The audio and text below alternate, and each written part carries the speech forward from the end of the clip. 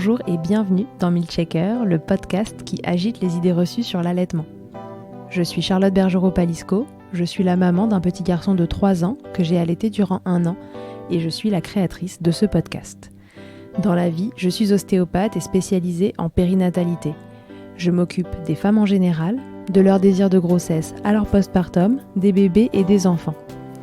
J'accompagne spécifiquement certaines problématiques d'allaitement en libérant les bébés des tensions qui les empêchent de téter correctement, permettant un allaitement serein pour la mère et l'enfant.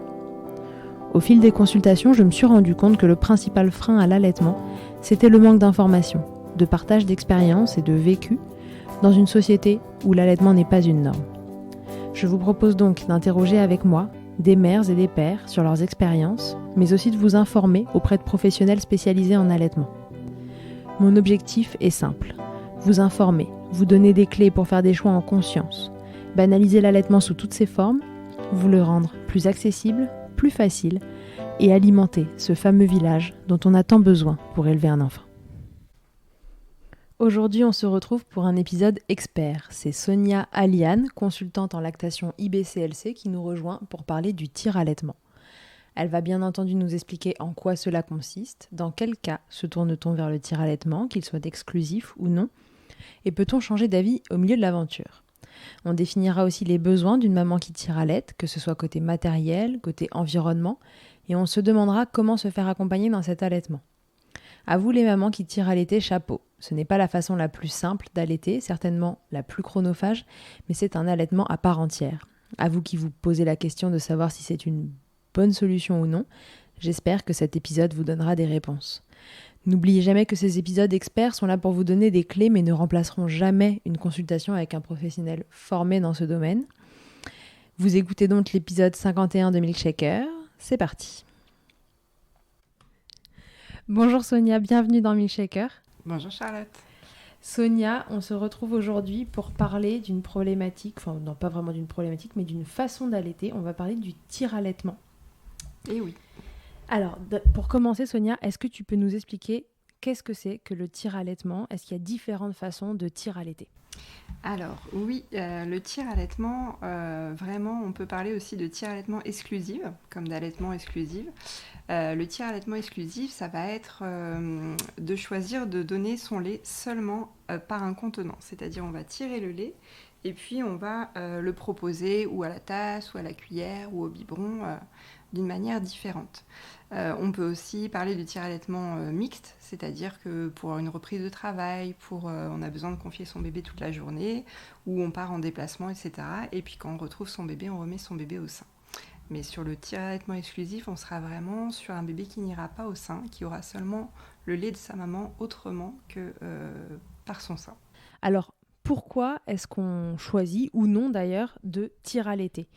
Alors, on va trouver plusieurs raisons. Tout d'abord, on peut avoir des mamans, une fois que le bébé est né, qui étaient déjà parties sur un allaitement, une envie d'allaiter.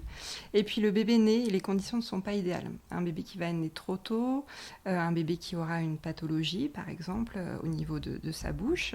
Ça, on va avoir des complications au départ pour mettre le bébé au sein. Et du coup, la maman on va lui proposer de tirer son lait. Ça, c'est une première chose. On va aussi trouver des mamans qui ont des professions très prenantes et de par ce fait elles vont vouloir donner le meilleur à leur enfant, donc tirer leur lait et le donner soit au biberon, soit par d'autres contenants. On peut aussi retrouver parfois certaines mamans qui auront subi des traumatismes à type de violence ou d'abus sexuels. Et dans ce cas, pour elles, ce sera très difficile d'offrir à leur bébé cette partie très intime qui aura été un petit peu mise à mal à un moment donné. Donc elles vont se porter vers ce choix-là. Dans la pratique, Sonia, qu'est-ce qui se passe quand on décide qu'on va tire-allaiter ? Donc partons du principe que c'est la naissance du bébé est passée, maintenant il faut qu'il se nourrisse et je décide de tire-allaiter. Qu'est-ce que je dois avoir en ma possession déjà pour tire-allaiter ? Si c'est dès le départ un tire-allaitement, il va falloir qu'on ait un tire-lait de pointe, si je puis dire. Un super tire-lait au départ pour booster un petit peu la lactation et puis aider au démarrage déjà d'une première part. d'une première chose, pardon. Du coup, on va avoir des tire-laits comme le Medela, Symphonie, qui ont une phase de stimulation qui est très importante. Et puis après, on va pouvoir tirer le lait de cette façon, ce sera plus optimal. Ça, c'est une première chose. Et par la suite, on pourra changer, évoluer vers un tire-lait qui sera plus compact, plus adapté, par exemple, qui pourra marcher sans avoir de batterie, sans être chargé au secteur et marcher avec une batterie. D'accord. Voilà. Est-ce qu'il y en a d'autres que le Medela pour faire de la pub à tout le monde équilibrée? Et ben après, pour la reprise du travail, on peut faire aussi avec le Spectra, qui est très bien, très adapté. Pour une reprise de travail qui est compacte et qui marche sur sa batterie. On le recharge la nuit comme son téléphone et puis on peut partir la journée avec ça. Ok, très bien. Donc pour un démarrage, voilà, c'est quand même très conseillé d'avoir un Medela Symphonie. Donc c'est cet appareil jaune que vous ne pouvez pas louper. Il est en général dans les services, dans les maters, etc. C'est un des plus recommandés. Et puis après, vous pouvez passer sur des choses un peu plus pratiques parce que c'est vrai qu'embarquer son Medela Symphonie partout n'est pas passionnant. Donc, un bon tire-lait, et on ne prend pas le même, comme tu disais, en fonction de si on démarre tout de suite sur un tire-allaitement ou si on y passe pour une reprise du travail, par exemple. Je vous invite à réécouter l'épisode sur la reprise du travail. Le tire-allaitement, c'est un sujet sur lequel on va naviguer entre le tire-allaitement exclusif qui démarre tout de suite après la naissance d'un enfant et le tire-allaitement qui s'installe au fil du temps parce qu'il y a un souci et que finalement cette maman passe sur du tire-allaitement, mais aussi le tire-allaitement pour la reprise du travail. Donc en fait, on fait du mixte, un coup on est au sein, un coup on est sur un autre contenant. Donc n'hésitez pas à réécouter l'épisode sur la reprise du travail, je vous le remettrai en note parce qu'il y a beaucoup d'informations sur ce sujet-là aussi. De quoi d'autre on a besoin, à part de ce super tire-lait pour extraire le lait de nos seins? Alors, et ce super tire-lait, il doit aussi être à double pompage. Ça, c'est super important parce que ça va réduire de moitié le temps de tirage. Donc ça, c'est hyper important parce qu'on va y passer beaucoup de temps. Ouais. Donc il faut qu'on soit efficace et rapide. Et puis, en plus, quand on va stimuler les deux seins, le volume obtenu va être forcément plus important. Ça va plus stimuler que si on fait un sein, puis après l'autre. Ça, c'est important. Il faut que la lactation soit bien établie pour commencer avec les tire-laits plus compacts comme on en a parlé tout à l'heure. Donc ça, c'est vraiment une chose qui est importante. C'est pas adapté de prendre un tout petit pratique génial au départ. Il faut vraiment partir sur un qui va stimuler la lactation. Et après, quand c'est bien mis en place, qu'on arrive à des quantités intéressantes, là, on va pouvoir partir sur des modèles plus sympas, quoi. Ok, très bien. Tu parlais du temps qu'on va y passer. C'est vrai que le tir-allaitement a ses avantages et ses inconvénients. Est-ce qu'on peut revenir sur cette partie avantages-inconvénients? C'est quoi les grands avantages du tir-allaitement et les grands inconvénients? Alors, il faut rappeler déjà que souvent, c'est pas toujours choisi le tir-allaitement. C'est parfois et très souvent subi par les mères. Mais c'est un choix, j'ai envie de dire, un choix d'amour, puisqu'on veut donner le meilleur à son enfant. C'est toujours mieux de compléter avec du lait maternel qu'avec du lait artificiel en termes de bénéfices santé. Mais ça va coûter beaucoup en termes de temps et d'énergie à la maman. Donc ça, c'est vraiment... l'avantage, c'est d'avoir le meilleur don de lait pour son bébé.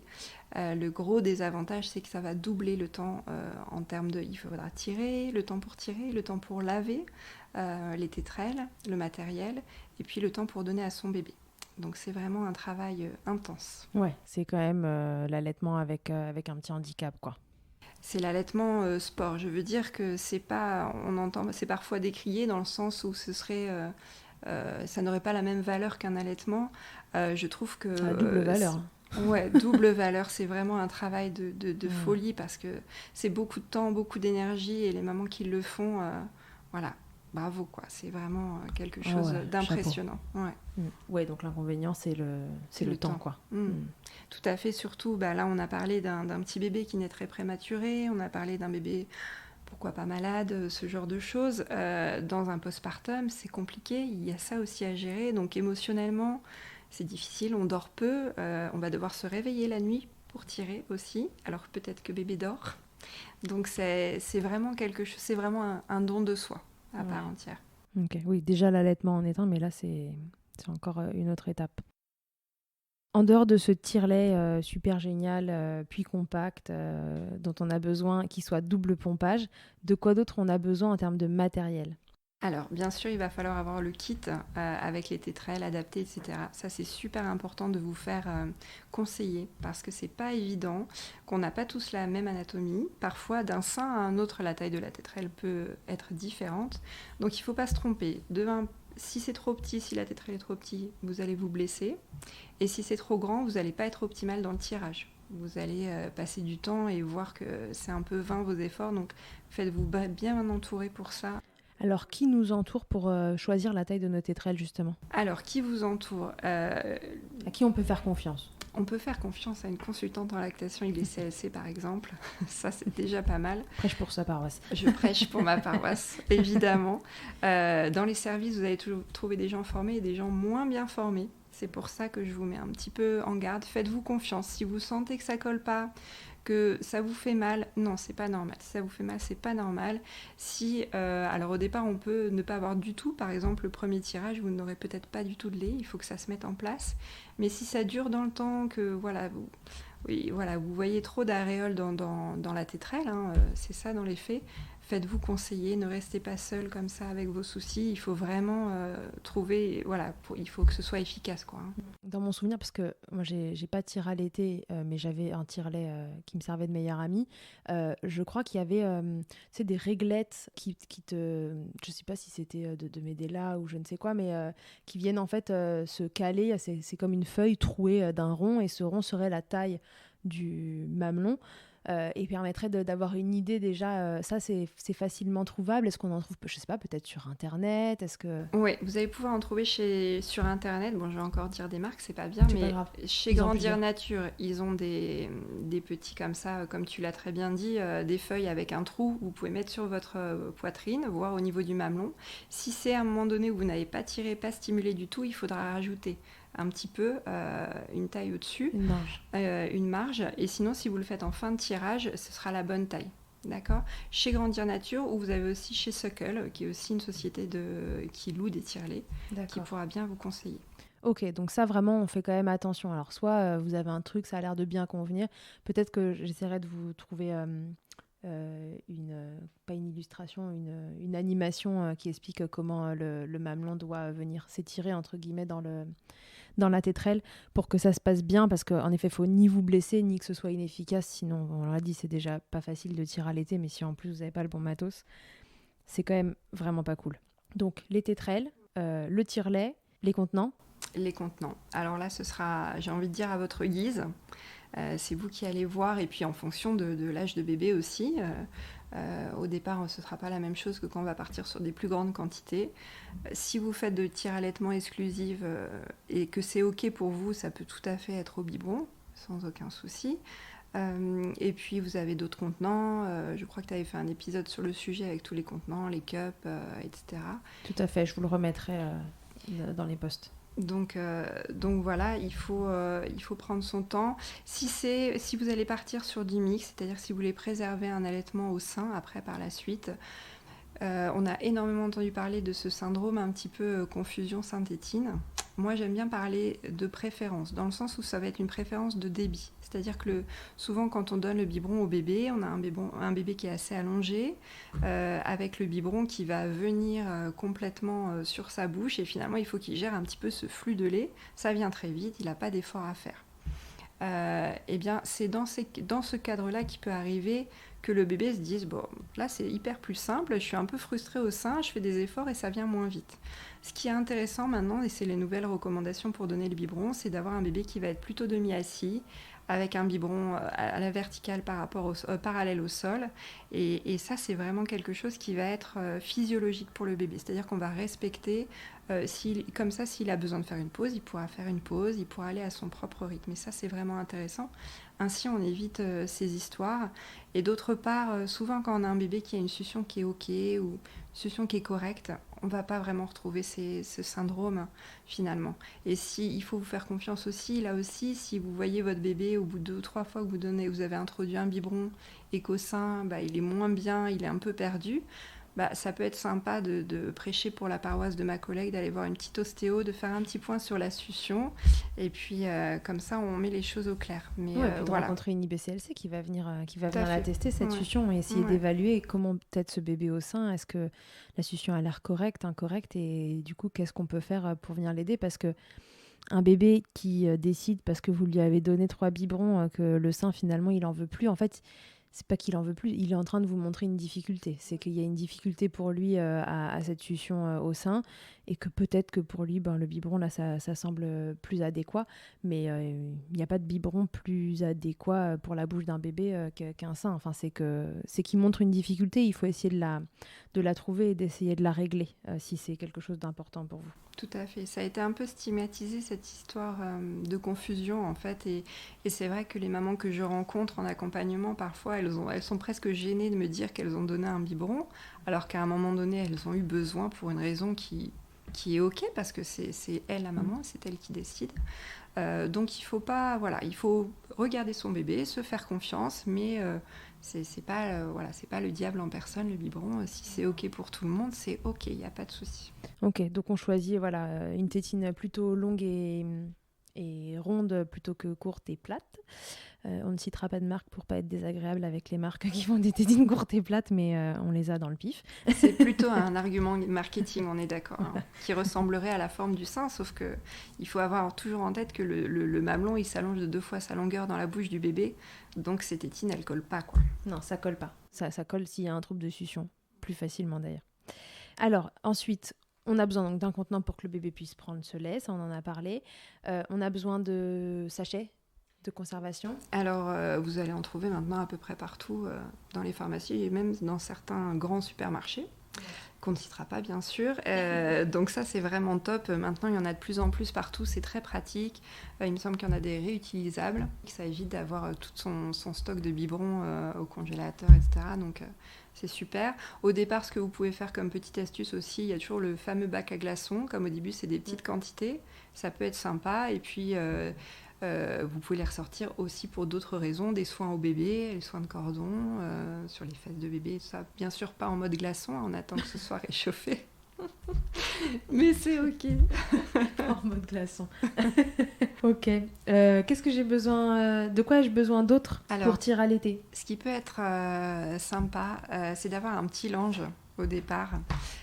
Parce que parfois on est un peu, je sais pas, c'est comme sur le compteur, on est fixé et on attend la fameuse goutte qui va perler et du coup ça nous bloque un petit peu. Donc il faut essayer de penser à autre chose. Il y a certaines mamans qui mettent un petit linge sur les tétrelles, comme ça elles voient plus rien. D'autres qui mettent les biberons qui sont accrochés à la tétrelle, elles les mettent dans des chaussettes, comme ça elles voient pas du tout le lait qui coule, ça peut être pas mal. Donc voilà, l'idée c'est de ne pas se focaliser sur combien on a tiré. Il y a certaines mamans qui vont à ce moment-là aimer lire un livre parce que comme ça elles vont se concentrer sur autre chose. Elles regardent leur livre. Bon, maintenant on regarde beaucoup nos téléphones, faut dire vrai. Donc ça peut être ça aussi. Enfin, quelque chose Écouter un milkshaker. Exactement, écouter un super podcast. Ça peut être quelque chose qui vous détende et qui fasse qu'on porte l'attention sur autre chose. Est-ce que c'est utile d'avoir une brassière spéciale pour le tir-allaitement? Tu sais, ces brassières où tu as un trou dedans là et que ça te permet du coup de ne pas avoir à tenir les tétrelles. Alors c'est quand même drôlement pratique quand on a les 2 tétrelles et qu'on doit rester, on n'a même pas beaucoup de place pour y mettre un smartphone quelque part. Ouais. Donc ça peut être sympa, mais on n'est pas obligé d'investir. Il y a aussi plein de systèmes D. Une système D super bien, je suis sûre que vous avez tous acheté les fameux slip filets horribles qu'on demande à la maternité. Oui. Et ben, j'ai une collègue infirmière qui faisait ça parce qu'on en a en maternité. En fait, vous coupez l'entrejambe et vous faites 2 trous au milieu, et du coup, ça cale aussi bien qu'une brassière qui doit être à peu près dans les 40 €. Super. Donc, si vous n'en avez pas besoin pour très longtemps, c'est pas la peine d'investir. S'il y en a besoin, ça peut être un cadeau de naissance et ce sera rentabilisé si c'est dans le long terme. Mais si c'est pour quelques temps... Ouais, moi, je faisais ça avec un bandeau de peau à peau qu'on m'avait donné à la maternité, qui était un peu épais, et en effet... mais c'était en néonate qu'on m'avait donné ce tips. Je ne sais pas, une matière un peu élastique qui se met autour de toi. Et c'est vrai que j'avais fait des trous dedans, et je crois que je les ai toujours d'ailleurs. J'essaierai de vous faire une photo. Je crois que je les ai on va toujours, voir ça. pas de moi dedans, mais parce que c'est pas si stylé que ça.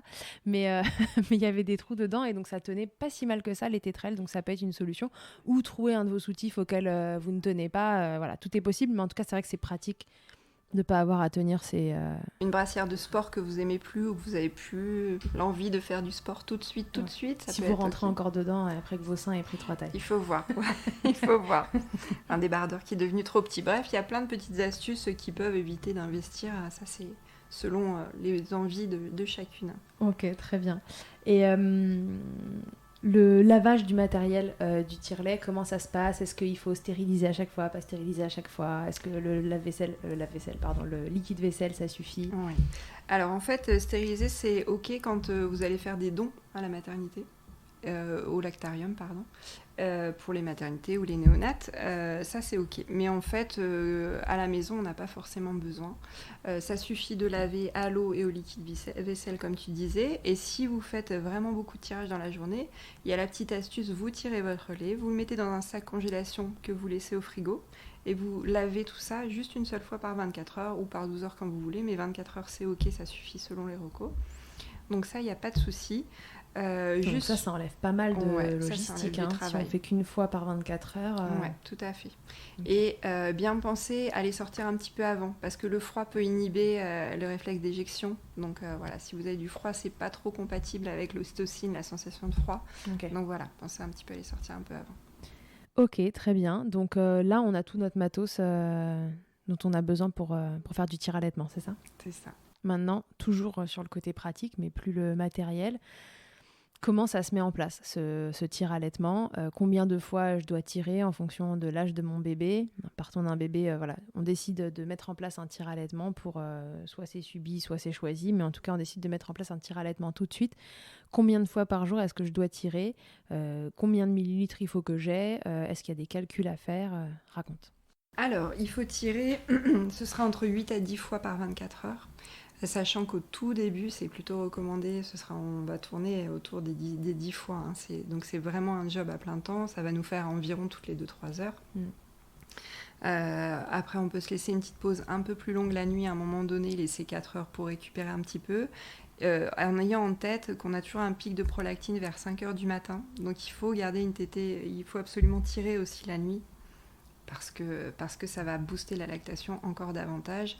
Et en plus, ce sera stimulant pour vous parce que vous allez, dans ces heures-là, avoir encore plus de lait. Donc moralement, ça fait du bien, ça motive. Tout à fait. Donc ça, c'est important. Vous allez pouvoir tirer votre lait environ 15 minutes.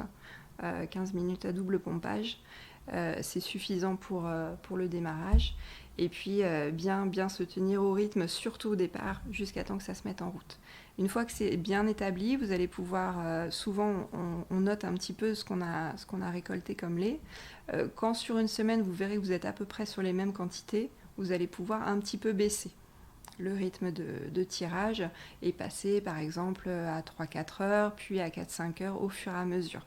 Mais vraiment, quand vous allez voir que vous allez être... au départ, vous allez avoir un pic, vous allez monter progressivement en quantité, ça va être différent d'une femme à l'autre. Et puis après, vous arrivez sur un plateau où ça va plus trop bouger en termes de chiffres, et là, vous allez pouvoir diminuer les tirages. D'accord. Ok. Donc on s'inquiète pas finalement si ça stagne à un moment, c'est normal. Non, c'est normal. Ça va être votre capacité à vous de production. Ouais, c'est notre capacité de production et de stockage. Ouais.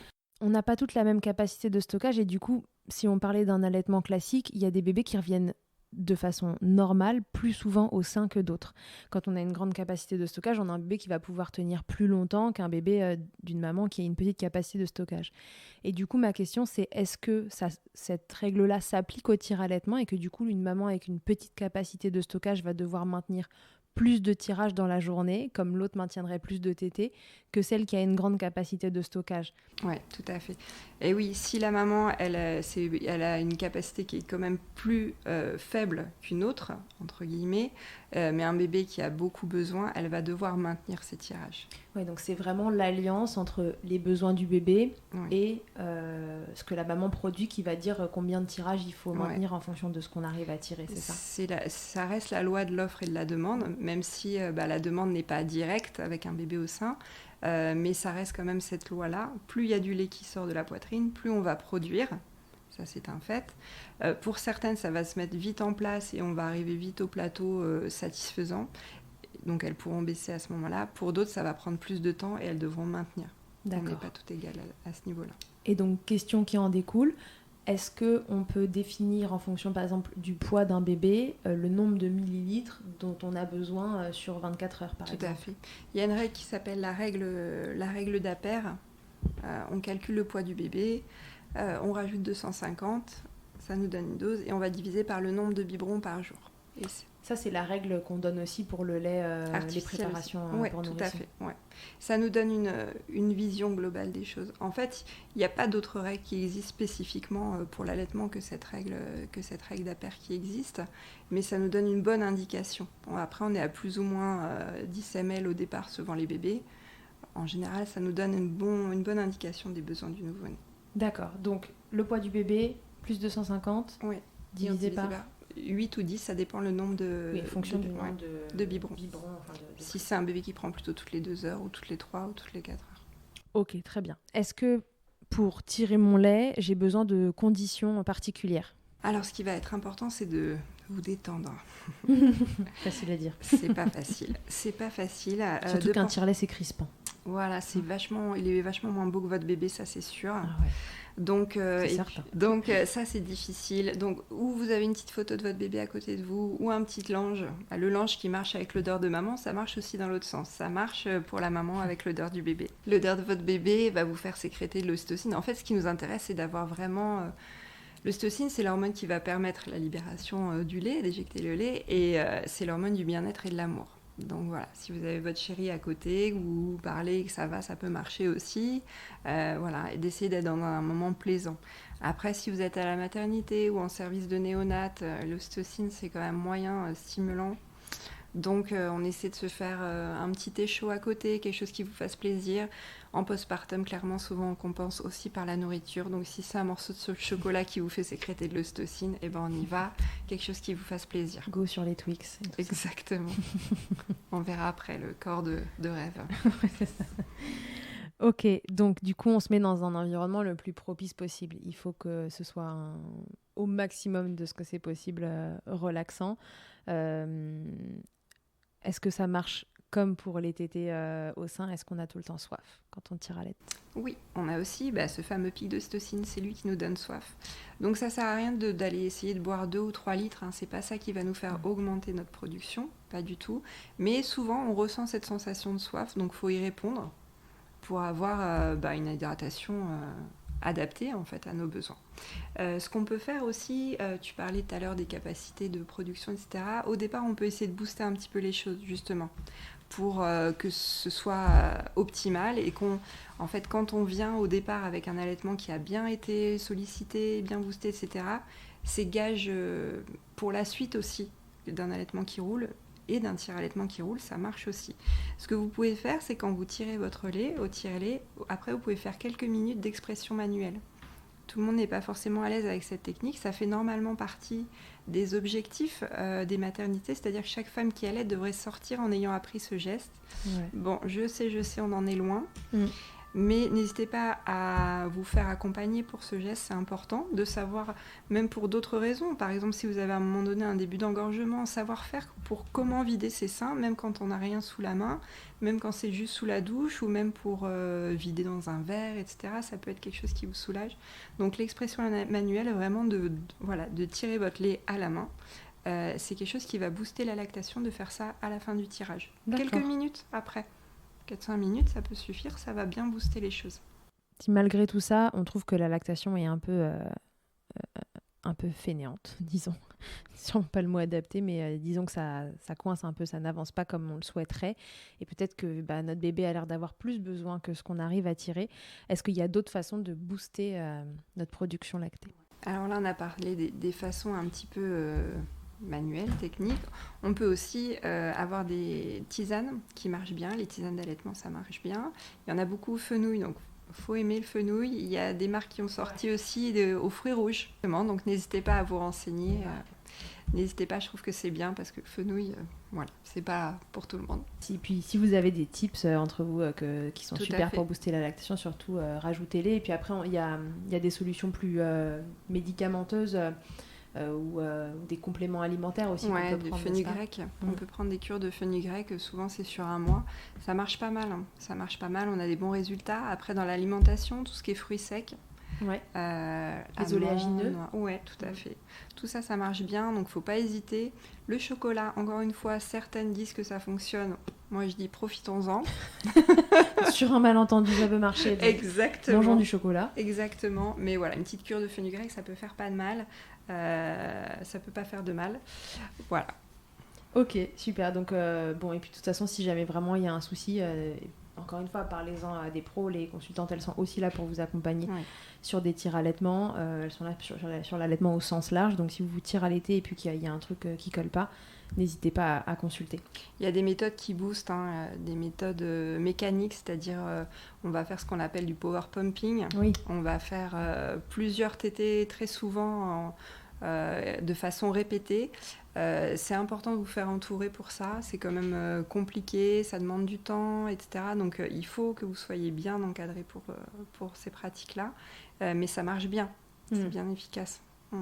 Ok, très bien. Donc, si on fait un petit rappel, quand on commence un tir allaitement, on prévoit qu'il va y avoir 8 à 10 tirages dans la journée et qu'on pourra éventuellement espacer ces tirages et donc en avoir moins dans la journée à partir du moment où on aura atteint un plateau de production, c'est-à-dire qu'à chaque tirage, en gros, on a tout le temps la même chose et qu'on saura qu'on est arrivé à notre capacité, enfin qu'on extrait notre capacité de stockage en entier et que la lactation s'est mise en place.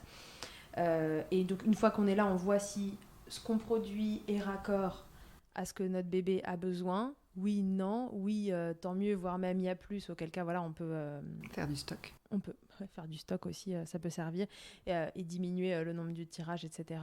On y arrive à peu près au bout de combien de temps à ce plateau? Est-ce qu'il y a un timing où...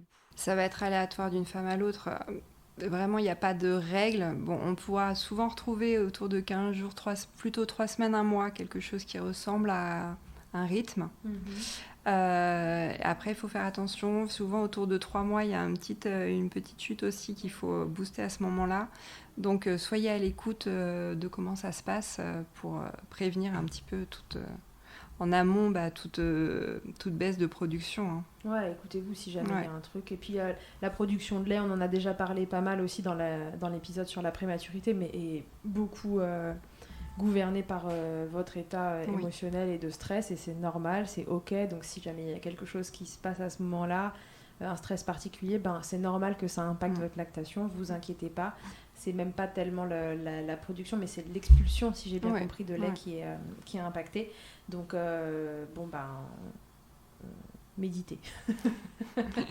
Prenez soin de vous, parce que le postpartum, c'est déjà quelque chose qui est fatigant. C'est une période qui est sensible, on ne le dira jamais assez. Oui, tout à fait. On est très sensible à ces moments-là. On est en période de fragilité. Il y a beaucoup de choses qui se jouent. Donc, un tir allaitement, c'est vraiment un don formidable que vous faites à votre bébé. Mais un don, quoi. Avec tout le temps et l'énergie que ça demande. Donc, il faut être indulgente avec soi-même aussi, prendre soin de soi pour pouvoir être au mieux possible avec son bébé, et ça va aller de pair avec la production. On s'occupe bien des autres quand nous, on va bien. C'est une grande base et ça marche à tous les sujets, l'allaitement y compris. C'est une transition parfaite pour parler de comment on se fait soutenir dans ce tir allaitement, où est-ce qu'on peut trouver des solutions, des soutiens finalement pour nous accompagner dans cette période. Alors vous avez l'association La Leche League, la Leche League France, il y en a dans tous les départements de France, donc faut pas hésiter à les contacter. Alors il y a de moins en moins de réunions actuellement, elles sont toujours suspendues pour cause de Covid malheureusement, et c'est bien dommage parce que c'était vraiment un super soutien quand on rencontre d'autres mamans qui allaitent autour de nous, qui tirent à l'aide autour de nous. On se sent moins seul tout simplement. Donc ça c'est vraiment chouette, et si vous les appelez, en général les animatrices elles ont des contacts de mamans qui sont ok pour qu'on les contacte, qui ont les mêmes situations que vous, donc ça c'est vraiment une bonne option. Vous avez le groupe Tire Allaitante qui est sur Facebook et sur Instagram aussi, qui sont très actives. Donc n'hésitez pas, elles pourront vous apporter du soutien. Ouais, elles sont pleines de soutien et de bons conseils parce qu'elles sont toutes tire allaitantes. Tout à fait. Et en fait, ça aussi, on le répétera jamais assez, le soutien en allaitement, c'est primordial. Quel qu'il soit, on a besoin d'être soutenu, de ne pas se sentir seul, de pas... Il y a aussi, on n'en a pas parlé, tiens, je vais l'aborder, de toute la dimension psychologique autour de ça, parce que ce choix-là n'est pas toujours bien compris par les familles. Par le personnel médical aussi. Je pense qu'il n'y a pas de tire allaitante qui n'ont pas entendu la fameuse phrase « Mais pourquoi tu t'embêtes? Donne-lui un biberon de lait artificiel et basta ». Et donc c'est encore plus difficile quand on vit quelque chose pour lequel on dépense une énergie folle et qu'on n'a pas nécessairement choisi en plus. Exactement, qu'on n'a pas choisi. Parfois, souvent c'est des femmes qui avaient un grand projet d'allaitement, qui ça leur tenait vraiment fort à cœur. Et du coup, elles se disent tant pis, je laisse pas tout tomber, je m'accroche et je fais ça pour mon petit parce que c'est important et qu'elles s'y retrouvent là-dedans. Quand on n'a pas le soutien autour ou qu'on ne se sent pas compris, c'est difficile. Donc encore une fois, vraiment entourez-vous de personnes bienveillantes. Le personnel soignant, hospitalier, médical, ils sont malheureusement pas du tout formés à ça. Pour eux, ça leur paraît un peu fou. Déjà, voilà, on sait toutes que parfois les projets d'allaitement, entre guillemets, j'ai envie de dire un peu plus classiques, paraît dingue. Mais alors là, ils comprennent pas du tout pourquoi on s'embête, etc. Faites-vous accompagner de gens qui sauront vous soutenir. Encore une fois, pardon, mais oui, les consultantes en lactation, les CLC, elles sauront vous accompagner. Et c'est important, quoi, parce que c'est vraiment, encore une fois, un travail de folie, quoi. Ouais, complètement. Ouais. On parle de ces tire allaitements qui ne sont pas... Est-ce qu'on avait fini avec les organismes qui peuvent soutenir, donc les tire allaitantes, la Leche League et puis tout groupe de soutien, en fait, autour tout de groupe de soutien, oui, tout à fait. Voilà, où vous allez vous y retrouver. Des associations, type L'Or Blanc, Vanilla Milk, etc., j'imagine, sont toutes aussi accueillantes avec les mamans tire allaitantes que les mamans qui allaitent directement au sein. J'ai une question, puisqu'on dit que régulièrement, ce n'est pas un choix, le tire-allaitement, et que c'est quelque chose qui est plutôt subi parce qu'on n'a pas pu, parce que mal informé, parce qu'il y a eu des problèmes au démarrage, etc., mais mettre bébé au sein. Est-ce que c'est possible de démarrer sur un tire-allaitement et de passer sur un allaitement au sein si c'est un souhait? Oui, ça c'est possible. C'est super important ce que tu dis, parce qu'en fait, souvent, les mamans ont l'impression qu'une fois qu'elles se sont embarquées là et que le bébé n'a pas été au sein, quand il a 2 semaines, 3 semaines, c'est fichu. Et non, et c'est pas fichu. Alors, surtout le premier mois, des fois, c'est dingue. C'est vraiment des choses que j'ai déjà vues et c'est magnifique. On voit des mamans qui ont bataillé, leur bébé sort d'hospitalisation, elles voient une consultante et puis elles nous demandent si elles ont le droit de mettre leur bébé au sein. Elles mettent leur bébé au sein et là, miracle, le bébé va au sein. Comme s'il avait toujours connu ça. Ouais, comme si c'était une évidence et qu'il fallait juste leur proposer. Exactement. Le premier mois, on peut vraiment obtenir des choses. Avoir un bébé qui se met au sein de façon naturelle. Ouais, donc c'est jamais perdu, quoi. S'il y a des difficultés au démarrage, alors évidemment, parfois c'est quand même un petit handicap au démarrage que de commencer par des bibes ou autre chose. Surtout que parfois, si on commence par ça, c'est qu'il y avait un petit souci de base. Mais parfois, ça peut aussi juste être une passade. Et parfois, pas forcément, parce que parfois, si on a un bébé qui va naître autour des 2 kg, 2,5 kg, ça dépend où on va être. Mais normalement, ce bébé, parfois, il aurait pu aller au sein si on lui avait proposé. Mais les équipes sont plus rassurées d'avoir le bébé scopé dans son lit, etc. Ça leur fait un petit peu peur. Par contre, parfois, c'est mieux, on a beaucoup travaillé là-dessus, donc c'est beaucoup mieux. Mais il aurait pu tout à fait le faire. Ou je pense par exemple à un bébé qui a une fente labiale. Il est né dans une maternité en 2021. On a dit à cette maman qu'elle ne pouvait pas le mettre au sein. Alors que c'est possible. C'est tout à fait possible. Cette maman, elle me demande si elle peut. Je lui dis, vous pouvez tout à fait. Ah ouais, elle met son bébé au sein. Il a tété... comme un chef. Et donc voilà, et donc c'est possible en fait. C'est possible, ne pas se faire confiance. Si c'est quelque chose vraiment qui vous tient à cœur, etc., faites-vous accompagner. Autorisez-vous aussi à le faire, à lui proposer. C'est possible. Ok. Ouais. Et une fois passé ce premier mois où tu dis que voilà, là, il peut y avoir des choses assez faciles, même parfois qui reviennent sur un allaitement au sein assez facilement. Une fois passé ce premier mois, qu'est-ce qui complique la tâche ? Alors, on n'a pas trop d'études qui nous parlent de ça. Qu'est-ce qui complique la tâche ? Souvent, ce sera peut-être un petit peu plus difficile pour le bébé ou peut-être que tout simplement, c'est peut-être les parents qui n'osent plus parce qu'on leur a dit finalement que c'était pas possible. Mais moi, je dis pourquoi pas. Ouais. Un bébé apprend à téter en tétant. Donc, à partir de ça, il y a beaucoup de choses qui sont possibles finalement. Ça vaut le coup d'essayer. Ça vaut le coup Est-ce qu'on peut dire par contre que quoi qu'il arrive, c'est vrai que remettre un bébé au sein quand il a pas mal tété sur un biberon ou autre chose et qu'il n'a pas vraiment connu le sein, ça demande un peu de patience, quoi, ouais, a priori. Tout à fait. Sauf cas comme dont tu parlais, là, assez un peu miraculeux, où d'un coup... C'était des petits bébés, moi de moins d'un mois, mais c'est possible. Après, ça peut demander une petite, entre guillemets, rééducation. Au départ, peut-être qu'il ne voudra pas, il faudra peut-être essayer plusieurs fois, et puis peut-être un jour ça viendra, ou essayer avec un dalle pour qu'il ait ce lait qui arrive et qu'il se mette à téter à ce moment-là. Ça peut être des petites techniques comme ça qui marchent, mais voilà, si ça vous tient à cœur, il y a des choses qu'on peut envisager. Ouais, rappelons que le dalle, vous savez, c'est ce petit tuyau avec une seringue au bout et du lait dedans. Et donc, quand on le met, vous avez votre bébé au sein et puis il y a le tuyau qui passe aussi dans sa bouche. Et le bébé, quand il tète, il va finalement aspirer lui-même l'air qui vient... n'importe quoi. Le lait. Il va aspirer le lait qui vient... Pas l'air, pitié, il va avoir mal au ventre. Le lait qui vient depuis le tuyau et un peu plus facilement que d'extraire le lait au sein. Et c'est d'ailleurs une méthode pour compléter les bébés dans les démarrages d'allaitement quand ils sont un peu... quand ils ont un peu de mal. Ok, très bien. J'avais posé la question à la communauté Instagram avant qu'on commence le podcast. Et donc, il y a 2-3 questions qui sont ressorties.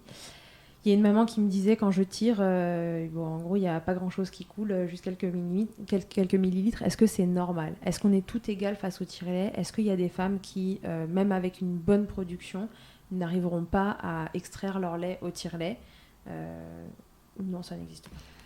Alors, moi je dis jamais ça n'existe pas, parce qu'on est tellement toutes différentes. Mais a priori, il faudrait déjà voir à quel moment c'est. Est-ce que c'est au tout début ? Parfois au tout début, je vous ai dit, période colostrale, au départ on va rien avoir. On va juste stimuler. Est-ce qu'il faut vérifier absolument la taille des tétrelles ? Est-ce que c'est ça qui est adapté ? Encore une fois, est-ce que le matériel est adapté ? On revient au démarrage de l'épisode. Ouais. Le rythme aussi du tire-lait. Pensez à régler l'intensité, la fréquence, etc. C'est différent. Donc n'hésitez pas à vous faire accompagner s'il n'y a rien. Il faut voir ce qui est possible de faire. Est-ce qu'il y a un contexte particulier médical de la maman ? Voilà, je n'ai pas toutes ces infos-là, donc c'est un peu difficile d'y répondre comme ça. Mais ça vaut le coup de faire un petit point pour voir ce qui se passe. Ok, très bien.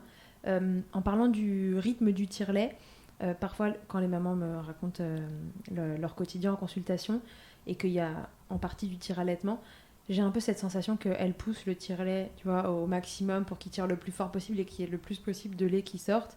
Et dans mon souvenir de mes formations, je crois me souvenir qu'en fait, il y a un niveau sur lequel c'est ok pour notre sein, c'est pas censé faire mal, et à un moment, tirer plus fort ne tirera pas plus. Est-ce que tu peux nous refaire un point là-dessus pour qu'elles ne s'arrachent pas les seins dans leur tire-lait ? Je confirme, en fait. Il faut, en fait, au démarrage, on va avoir un rythme rapide, ça c'est pour stimuler, et une intensité faible. Oui. Ça c'est comme si on se faisait des petits... ou comme si on peut aussi faire des petites caresses au départ avant de mettre le tire-lait, ça va permettre de stimuler un petit peu tout ça. Et puis après, au fur et à mesure, le rythme vient de plus en plus lent et un petit peu plus intense. Mais il n'y a pas besoin de tirer... Non, je n'ai jamais vu ou proposé à fond le tire-lait, en fait. En gros, du moment que ça coule, quoi. Exactement. Il n'y a pas besoin... Si vous mettez à fond, vous risquez juste de vous blesser. Bien souvent, il faut juste respecter. Au début, c'est rapide, intensité faible. Et après, c'est lent, comme le mouvement de succion d'un bébé, en fait. Le bébé, quand il tète, il ne fait pas des suctions rapides, sinon c'est souvent qu'il... Il joue plutôt avec le sein. Et quand c'est des intensités lentes comme ça, avec une intensité moyenne, voire basse, ça suffit. Ok. Il y a certains tire-laits qui sont déjà pré-réglés. C'est-à-dire que dès qu'on va les allumer, on va tomber sur le rythme de stimulation. Et puis après, il va passer tout seul en rythme de tirage. D'accord. Ouais, ça c'est pratique aussi. Ok. Pour cette maman, parce que j'imagine qu'il y en a d'autres qui sont dans cette situation et qui, quand elles sont au tire-lait, se disent il n'y a rien qui sort. Et parfois, ça peut même être angoissant parce que si elles ont le bébé au sein, le reste du temps, elles se disent est-ce que vraiment ils mangent assez ?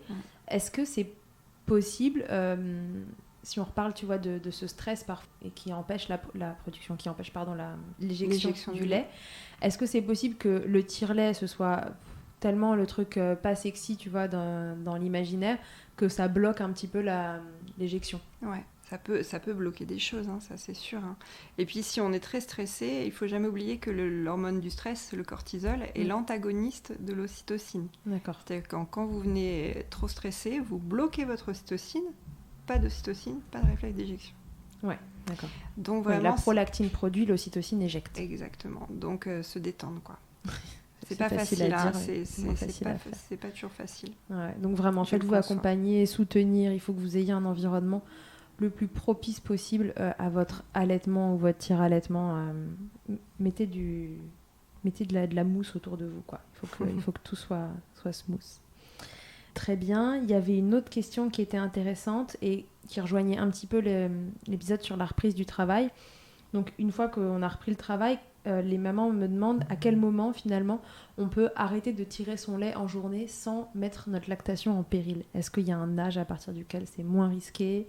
Peut-être, je sais pas, des quantités, un poids de bébé. Ouais. Alors encore une fois, ça va dépendre d'une femme à l'autre. Il y a des femmes très rapidement, elles pourront arrêter et ce sera ok. Ça va dépendre aussi de ce qu'on fait quand on a le bébé avec soi. C'est-à-dire que et de combien de temps vous travaillez. Et si vous travaillez 5 jours par semaine non-stop et que vous avez que les week-ends où vous récupérez des tétés, ça va peut-être faire un peu juste. Si vous travaillez une fois par semaine que vous n'avez pas votre bébé, ça va être ok. Ça va être aussi selon la souplesse de vos seins. Est-ce que à 16h, vous êtes prête à imploser ? Parce qu'en fait, il faut se rappeler que quand vos seins vont se remplir et vont rester pleins, ça envoie un message au cerveau qui dit « Ah bah là, il y en a trop, quoi. Donc je baisse la production. » Si ça arrive très peu et qu'en complément, votre bébé est peut-être encore la nuit, vous l'avez très régulièrement, que ce n'est pas des grandes journées que vous faites, etc., là, ça va être OK. Si c'est fait de façon répétée, ça risque en effet, au fur et à mesure, de faire baisser la lactation. Ouais. Moi, vous voyez, je voulais...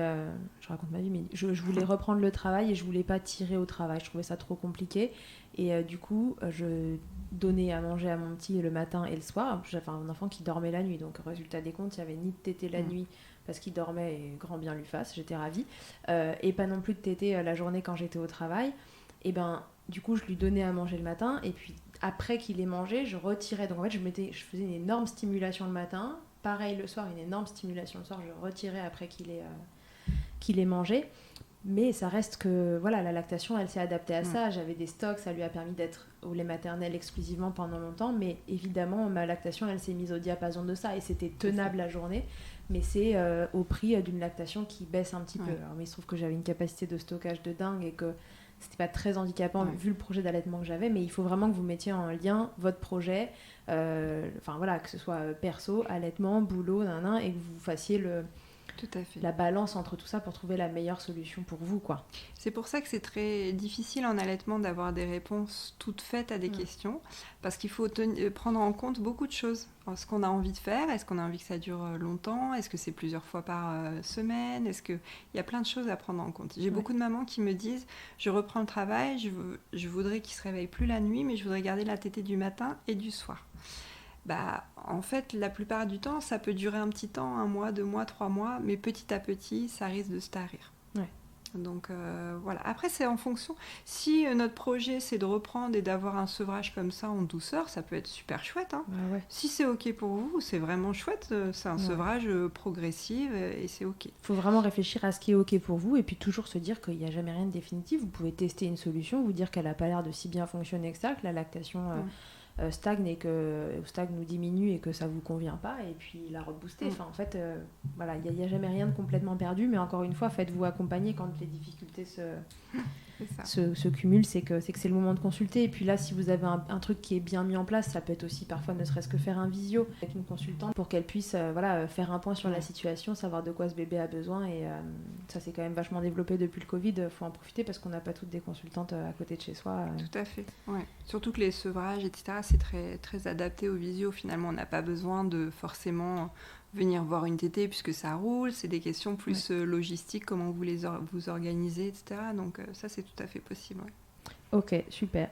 Bien, écoute, je crois que c'était tout. Est-ce qu'on peut allaiter de temps en temps, tir allaiter et allaiter, faire un peu comme on veut, quoi. Alors, faire un peu comme on veut, c'est possible. Il y a quelqu'un d'autre qui va donner son avis, c'est le bébé. Est-ce que ça va être OK pour lui ?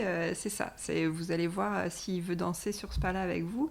Ça dépend si vous avez, par exemple, je dis n'importe quoi, fait au départ que de l'allaitement exclusif au sein, et puis vous reprenez le travail, mais vous avez envie de garder les tétées. Dans ce cas-là, ça risque de ne pas poser de soucis du tout. Okay. Voilà, c'est vraiment... vous allez voir ensemble, en fait, ce qui est possible de faire... Ok, très bien. Ouais, donc toujours pareil, vous, votre bébé, le contexte, il faut, comme tu dis, danser avec tout ça pour essayer de trouver ce qui convient le mieux à tout le monde. Ok, donc voilà, je pense qu'on a répondu à toutes les questions. On avait une question sur est-ce que c'est possible de mettre en place du mixte dès le début ? Oui, pourquoi pas, encore une fois. Est-ce que ce bébé t'aide bien, pas bien ? Quel risque, entre guillemets, on prend ? Faites-vous accompagner, en fait, voilà. Après, chaque question, en gros, que vous m'avez posée nécessite des réponses qui sont assez individuelles.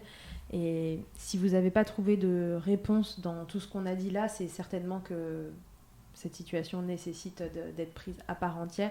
Et donc là, je vous invite à consulter parce qu'il n'y a pas un podcast qui pourra remplacer une consultation individualisée.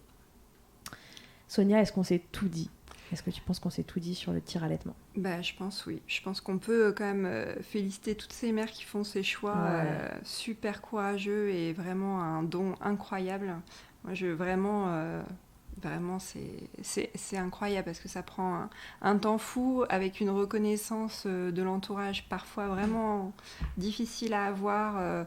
Par exemple, les conjoints vont souvent avoir comme discours de dire « mais je comprends pas pourquoi tu t'épuises à faire ça alors que ce serait si simple, etc. » Vous faites les choses en fonction de vos convictions. Ça vous demande énormément de temps et d'énergie. C'est génial, quoi. Vraiment, ouais, pareil. Chapeau, je vous adresse tout mon soutien quand je vous vois arriver en consultation et que vous me dites que vous tirez à l'été, parfois depuis hyper longtemps et tout. Franchement, je suis admirative. Mais je suis souvent admirative de l'énergie que vous mettez, même sans parler de tir allaitement, pour allaiter vos bébés et de tout ce que vous mettez en place pour que ça se passe dans les meilleures conditions. Alors, mais encore en plus... tir à l'été, voilà, pour avoir eu un tire-lait comme meilleur pote pendant un moment, je l'adorais parce qu'il me soulageait autant que je le détestais parce qu'il me prenait de la place, qu'il faisait du bruit et que j'avais qu'une envie, c'était qu'il sorte de ma vie. Donc voilà, quand le tire-lait est devenu une personne à part entière dans la maison, je vous admire. Les mamans sont incroyables. Ouais, vous développez une force pour vos bébés qui est dingue, donc bravo pour ça. Et si c'est pas votre truc, je vous admire tout autant. Vraiment, ne voyez pas ça comme une incitation à le faire si jamais ça se passe pas bien. Le lait en poudre et les préparations pour nourrissons sont aussi une bonne solution dans plein de cas. Et ça, c'est à vous de décider. Encore une fois, vous, votre bébé, votre conjointe et l'environnement dans lequel vous évoluez. Donc voilà, ne retenez qu'une chose, c'est que quoi que vous fassiez, vous faites le meilleur à cet instant T de ce que vous pouvez faire. Alors, continuez. Tout à fait. Merci beaucoup, Sonia. Avec plaisir. À très bientôt. À bientôt. Ravie de t'avoir reçu et d'avoir milkshaké avec toi. Et à tous et à toutes, je vous dis à très bientôt dans Milkshaker. Que ce soit votre première écoute ou que Milkshaker vous accompagne régulièrement, merci beaucoup d'avoir écouté cet épisode. Si vous aimez ce podcast et que vous souhaitez le soutenir, c'est très simple. Notez-le, abonnez-vous, mettez un commentaire avec 5 étoiles de préférence en fonction de votre plateforme d'écoute et surtout partagez-le sur les réseaux sociaux @milkshakerpodcast pour le faire connaître. Pour suivre l'actualité du podcast, ça se passe sur le compte Instagram du même nom ou sur mon site internet charlotte-bergerot.fr où vous trouverez tous les épisodes. Vous pourrez désormais y faire un don si vous souhaitez soutenir Milkshaker. On se quitte encore et toujours avec Emma et son titre Blinded qu'elle a écrit et composé en collaboration avec Nemen. Je vous dis à très vite pour un nouvel épisode et d'ici là, n'oubliez pas, prenez soin de vous, milkshakez autant que vous le voudrez et bousculons ensemble les idées reçues sur l'allaitement maternel.